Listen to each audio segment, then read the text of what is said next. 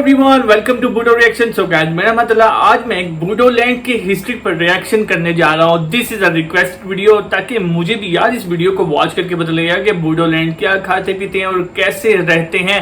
ये पूरी बूडोलैंड की हिस्ट्री होने वाली है और बहुत ही कमाल की हिस्ट्री होने वाली है। So guys, okay let's start. आप सब लोगों ने ये वीडियो को बिल्कुल एंड तक देखना है। वो लोग चाइनीज हैं और कुछ लोगों का कहना है बोरो लोग वैसे हमें भी लगते हैं यार बूडो लोग चाइनीज लगते हैं, लेकिन और क्या वो लोग असुर थे? बोरो ट्राइब की इतिहास बेहद ही वैसे ये वो वाले क्वेश्चन है जो मेरे माइंड में भी है। के असम राज्य में रहने वाले ट्राइब है। ये प्राचीन काल से ही ब्रह्मपुत्र नदी के किनारे रहकर अपना जीवन व्यतीत करते आ रहे हैं। बोरो ट्राइब असम के अलावा वेस्ट बंगाल, मेघालय, मिजोरम, त्रिपुरा, नागालैंड, अरुणाचल प्रदेश और दूसरे देशों नेपाल, भूटान, बांग्लादेश में अपनी जिंदगी जी रही है। नेपाल में रहने वाले इतने सारे यानी कि यार सूबों में आप लोगों, वहाँ ज्यादातर नेपाली भाषा बोली जाती है। अगर नेपाल में तो नेपाली बोली जाएगी, तो आने वाले समय में नेपाल से बोरो भाषा पूरी तरह से विलुप्त हो जाएगी, क्योंकि वहाँ का लेकिन ऐसा नहीं हो सकता यार, बोडो बहुत ज्यादा है। वेस्ट बंगाल में रहने वाले बोरो लोग अच्छी तरह बोडो भाषा बोल पाते हैं। प्राचीन काल से में बोरो लोगों को कछारी, मेच, बोरो कछारी एवं बोडो अलग अलग नाम से बोरो के इतिहास के पन्नों में लिखी गई है। 1000 साल पहले हिमालय पर्वत के उत्तर दिशा में बोडो नामक एक क्षेत्र था। तिब्बत और चाइना के पश्चिम उत्तर दिशा भाग को लेकर इस बोडो स्थल को बनाया गया था। बोरो लोग तिब्बतो बर्मन भाषा बोलने वाले वंश का एक जाति है। 2000 साल पहले मंगोलिया और साइबेरिया में कुछ लोग बोरो लोगों को घूमते हुए देखा गया था। प्राचीन काल समय में बोरो लोगों को किरात, मलयच, असुर और दानव, राक्षस आदि नामों से भी उल्लेख किया गया है। उत्तरी कछार में दिमासा और नेपाल में मेचे नाम से भी बोडो लोग जाना जाता है।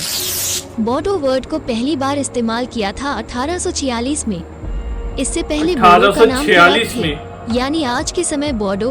वही समय जन्म लिए थे बोरो के बहुत सारे वीर योद्धा, जिन्होंने बोरो समुदाय को बचाने के लिए शत्रु से युद्ध लड़े थे। समदन कछारी योद्धा देमालू, बासराम, जावलिया देववान यानी सिकोना योद्धा, ये सब बोरो इतिहास के लिए लड़ने वाले बोरो लड़का योद्धा थे। सिर्फ लड़का ही नहीं, गांबारी, दीर्घश्री, तेनपाखरी, ये सब बोरो लड़कियों योद्धा थे। उन सब योद्धाओं की अपनी मजेदार कहानियां बोरो की जो लड़की थी, इन्होंने भी लड़ी है जंग। उनमें से खून अभी भी बोरो के एक इंसान में है, वही है रंजन देमालू। उनको कौन नहीं जानता, जिन्होंने अभी भी अलग सा बोरो राज्य पाने के लिए अपना सब कुछ न्यौछावर कर दिया। देमालू योद्धा की कहानी काफी मजेदार है। बचपन में ही योद्धा देमालू अनाथ हो गए थे। 7 साल की उम्र तक उनकी दादी ने उनका पालन पोषण किया था। जब देमालू का पैदा हुए थे, तब उसकी उम्र बाकी लोगों की तुलना में तेजी से बढ़ गए थे। बचपन के समय जब वो अपने दोस्तों के साथ जंगल में खेलने गए थे, उसी दौरान उसने बिना अपने हाथों का इस्तेमाल किए एक साथ 2 खूंखार बाघों को मार गिराया था। उसी समय से ही लोग उनको वीर देमालू नाम से पुकारने लगे थे। सच में देमालू बोरो वीर योद्धा बन गए थे। बड़े होते होते देमालू भगवान शिव जी का भक्ति करते रहे। प्राचीन काल से ही बोरो लोगों का धर्म बाथो रहे। बाथों के अंदर यूफोबिया पौधा यानी स्पर्जस प्लांट होते हैं। वो पौधा कैक्टस की तरह होता है, जिनको बोरो लोग मानते हैं कि उसमें नेचुरल सुपर पावर होता है। एक दिन वीर देमालू योद्धा के भक्ति से प्रसन्न होकर भगवान शिव उसके सामने प्रकट हुए और भगवान शिव जी वीर देमालू की ओर अपना हाथ आगे बढ़ाया। भगवान शिव ने देमालू से कहा कि वो उनकी किसी भी एक उंगली को पकड़ के वरदान मांग ले, लेकिन देमालू ने पूरी उंगली पकड़ ली थी। शिव महादेव थोड़ी नाराज थे, पर देमालू उनकी बहुत बड़ा भक्त भी थे। भोले बाबा से वरदान मिलने के बाद वीर देमालू और भी बलवान हो गए थे। वरदान के कारण देमालू योद्धा को कोई भी शत्रु युद्ध में हरा नहीं सकते थे। दीमापुर राज्य के गौरव को बनाए रखने के लिए देमालू के अंदर जलती हुई भावना थे। देमालू के पास वरदान में मिली कवच थे। देमालू के पास वरदान में मिले बिजली की तरह दौड़ने की शक्ति थे। योद्धा देमालू को बहुत ऊंचाई तक कूदकर छलांग लगा सकता था और उनको तेजी से हमला भी कर सकता था। एक दिन बहादुर देमालू ने अपनी सेना के साथ बर्मा के राजा को हराया था और जीत के बदले में सफेद हाथी और एक चमकदार हीरा लाए थे। इस हाथी को बर्मा की राजधानी दीमापुर ले जाया गया था। कुछ समय बाद योद्धा देमालू को शत्रुओं ने पकड़कर कारागार में डाल दिया गया। एक दिन दुश्मन ने वीर देमालू को एक विशाल हाथी से कुचलकर मारने के लिए छोड़ दिया गया। लेकिन देमालू एक ही समय में 2 हाथियों से लड़ने की क्षमता थी। दुश्मन ने देमालू को मारने के लिए उनकी सौतेली माँ से मदद मांगी। अगर उनको मारने की राज बता दिया तो देमालू की सौतेली माँ को दुश्मन से बहुत सारे धन और सोना मिलने वाली थी। परंतु देमालू की सौतेली माँ को भी पता नहीं था कि देमालू को कैसे मारा जाए, क्योंकि उनको किसी भी बलपूर्वक नहीं मारा जा सकता था। एक दिन देमालू की सौतेली माँ को रहस्य पता चली। एक गर्मी की रात थी जब आकाश में पूरा चांद चमक रहा था, ऊपर नीले क्षितिज में मंडरा रहा था। उसी समय वीर देमालू नींद और थकान से कारागार के अंदर सो रहे थे।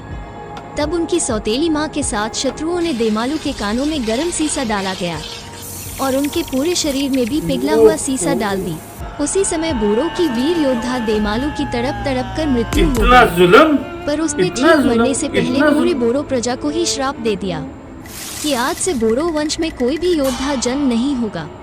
बोरो की सब कुछ शत्रुओं द्वारा छीन लिया जाएगा। भविष्य में कभी भी बोरो लोग सफल नहीं होंगे। आज भी वीर योद्धा देमालू की यह श्राप बोरो लोगों की यादें में है।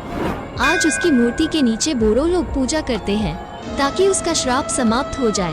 बोरो लोग उस महान योद्धा को जोहलाव देमालू नाम से आज पुकारते हैं। उनकी सबसे बड़ी मूर्ति कोकराझार शहर के कारेगांव में है। वैसे बोरो की एक मशहूर इलाका पर्वत जोरा को कौन नहीं जानता, जिन इलाका के अंदर गुरुदेव कालीचरण ब्रह्मो जन्म लिए थे। ज्यादातर बोरो की एनडीएफबी युद्ध पर्वत जोरा इलाके पर भी हुए थे। पहले समय पर्वत जोरा इलाके बहुत सारे कीमती पेड़ पौधे से भरा हुआ जंगल था। वहाँ पर अलग अलग आवाज के पशु पक्षी भी देखने को मिलती थे। कुछ बहुत सारे गांव और जगह को एक साथ नाम रखा गया था पर्वत जोरा। आप लोग इस मैप के द्वारा कुछ गांवों देख सकते हैं और वो जगह काफी सारे फूलों की गंध से भरे थे। जंगल बहुत घने और जंगली सब्जियों की कमी नहीं थे। उस पर्वत जोरा जगह की एक पुरानी गाना भी बने थे, लेकिन दुर्भाग्य से आज धीरे धीरे पर्वत जोरा की सुंदरता घट रही है। पुरानी समय से ही बोरो लोग जादू टोना या डायन ये सब मानते आ रही है। डायन का मतलब बुरा डरावनी इंसान जो जादू टोना सीखकर लोगों की अच्छा वो नहीं देखना चाहते। ये सब बोडो गांव में होता आया, जिसको बोला जाता है डायन। लेकिन जो लोग साइंस को मानते हैं वो लोग ऐसे कुछ नहीं मानता, लेकिन रात्रि के समय निकालते हैं। ऐसे में जरूरत से ज्यादा विश्वास करके बोरो लोग अंधविश्वास में आकर किसी के परिवार को ही डायन समझकर खत्म कर दिया था। शाम के समय यानी रात होने के समय में मुर्गा आवाज करना, रात में उल्लू अलग तरीके से आवाज निकलना, दिन के समय लोमड़ी की आवाज, रात में कुत्तों का रोने की आवाज, रास्ते में काला बिल्ली रास्ता पार करना और अलग तरह की आवाज निकलना, सुबह समय कौवा की आवाज सुनाई देना, ये सब बोरो लोग अशुभ मानते हैं, जैसे कि कोई उनके साथ बड़ी मुसीबत आने वाले हैं। लेकिन आज साइंस युग में ये सब कम होते गए। नॉर्थ ईस्ट के सबसे प्राचीन निवासी लोग बोरो कछारी थे। वहाँ कदम रखते ही बोरो कछारी लोग खेती करना शुरू कर दिया था। प्राचीन इतिहास समय बोरो में जो लड़कियां कामों में कुशल नहीं थे, जैसे खाना बनाना, वीविंग करना, खेती में धान वगैरह का काम, अगर इन सब काम को नहीं करना आता तो कोई भी बोरो लड़का उस लड़की से शादी नहीं करते थे।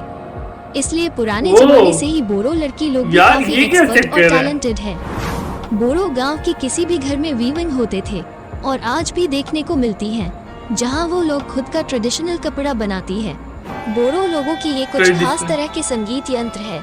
देखने में ये वायलिन जैसी है, लेकिन बोरो भाषा में उसको सेरजा बोलती है। ये वायलिन से थोड़ा अलग है, जिसको बोरो लोगों की लंबी इतिहास में सांदो बाउदिया नामक ये बड़ा प्यारा सेरजा, वैसे ये गिटार जैसा वायलिन जैसा लग रहा है। बोरो के सबसे पुराने और पहला फीमेल सिंगर थे सुलेखा बसुमतारी। उन्होंने 1979 में ऑल इंडिया रेडियो के माध्यम से भी गाया था। सुलेखा को बोरो लोग क्वीन ऑफ म्यूजिक नाम से भी जाना जाता है। उनको कॉमन हिल माइना बर्ड यानी मैना पक्षी नाम से भी लोग पुकारते हैं, यानी बोडो लैंग्वेज में देनकनी रानी दाव महीना। सुलेखा बसुमतारी क्लास 5 से ही गाना गाने शुरू कर दिया था। उनका जन्म तारीख 28 जनवरी 1962 में चिरांग डिस्ट्रिक्ट बैजनी में हुआ। सुलेखा अक्सर लता मंगेशकर की गाना सुनता रहता था। उनको लता मंगेशकर की आवाज पसंद थी।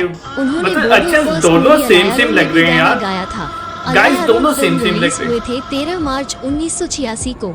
उस समय गाना कैसेट्स पर स्टोर हुआ करता था और कैसेट्स के बाद कॉम्पैक्ट डिस्क आई, यानी सीडी का जमाना। आज सुलेखा बसुमतारी प्राइमरी स्कूल में टीचर के काम करते हैं। So guys video is over और काफी ज्यादा इंफॉर्मेटिव वीडियो थी यार, बहुत ज्यादा अच्छी इन्फॉर्मेशन मुझे इस वीडियो में मिल गया है। मुझे ये पता लग गया है कि बूडोलैंड कैसे बने, कहाँ कहाँ रहते हैं बूडोलैंड के लोग। और यार एक और चीज है कि क्या बूडोलैंड में जादू भी होता है, ये चीज मुझे बहुत ज्यादा यार कंफ्यूज कर रही है। ये आप सब लोगों ने मुझे कमेंट करके लाजमी बताना है कि बूडोलैंड में क्या बात जादू भी होता है। और यार ये चीज भी मुझे बहुत ज्यादा अच्छी लगी है कि उसके अंदर इतनी एक ताकत थी, वो बादशाह ही थे, मैं तो उनको बादशाह ही कहूंगा, उनमें इतनी एक ताकत थी कि वो उन्होंने शेर को भी मारा, वो हाथी वाला भी सीन, दो हाथी जितनी भी ताकत रखते थे उनको भी उसने मार दिया। ये बहुत बड़ी बात है मेरे लिए, ये बहुत ज्यादा बड़ी बात है। और बूडोलैंड नंबर 1 है और बूडोलैंड बहुत आगे जाएगा। बूडोलैंड के लोग कभी नहीं खत्म होंगे। मैं तो इस चैनल के थ्रू मैं चाहता हूँ कि बूडोलैंड दुनिया में फैल जाए, हर जगह पर बूडोलैंड को जाना जाए, जहां भी कोई जाए वो बूडोलैंड के लोगों को देखे। क्योंकि मैं चाहता हूँ यार आप लोग बहुत ज्यादा आगे जाए, आप लोगों को सब पहचाने, क्योंकि बूडोलैंड के अंदर मेरा दिल है यार, बहुत कमाल के लोग होते हैं बूडोलैंड के, बहुत जबरदस्त इनकी ड्रेसिंग होती है, इनका ट्रेडिशनल ड्रेस भी मैंने देखा हुआ है, इनका ट्रेडिशनल डांस भी देखा हुआ है, बहुत जबरदस्त किस्म का है इनका सब कुछ। सो ऐसे अगर आप सब लोगों को ये वीडियो अच्छा लगे तो मेरे कमेंट करके लाजमी बताइए, चैनल करते सब्सक्राइब, वीडियो करते लाइक। नेक्स्ट वीडियो मुलाकात होती है, तब तक के लिए गुड बाय।